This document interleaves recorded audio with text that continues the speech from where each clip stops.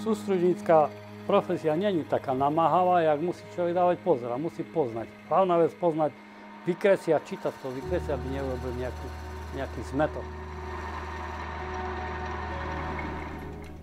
Ešte potiaľ, ďalej.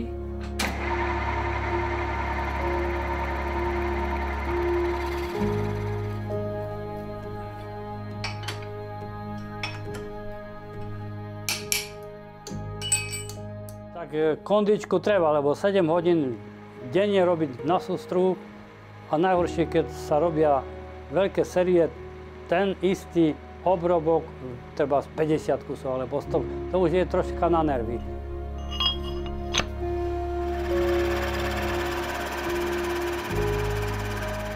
Niekedy, keď ja som bol malý v tých rokoch, tak chodili po dedinách, robili nábor do učenia.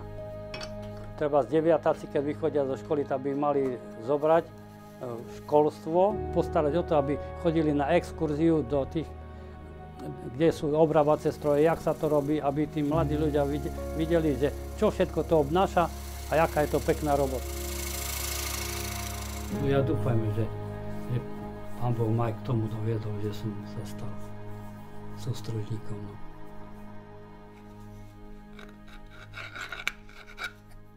No. Potrebujeme urobiť takú podložku tu medzi kus, Áno. 3 mm, Áno. hej, že bude ísť 3 mm. Tak aj predstavivosť veľa robí, keď niekto mu niečo zadá, nejakú robotu, tak čo chce, musí vedieť. V robote je toto najhoršie, že nesmieš ukázať to všetko znať, bo ináč sa vyžmykajú jak citrón. Na starším type tých prvé sústruhy je ťažko, lebo tam ide na zručnosti. Ale teraz momentálne, keď sú číslicové riadené stroje, to TNC stroje, tak hovorím, že tí nastavovači sú odborníci lepší, jak ten, čo už robí na tom nastavenom stroji.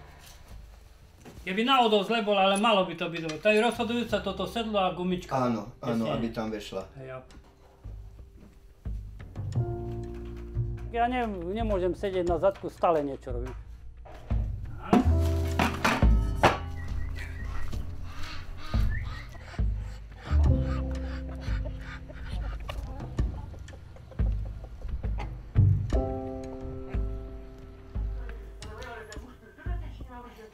Tak dúfame, že vnúčata alebo niekto tam na tým bude robiť, že proste to, že nie zanikne.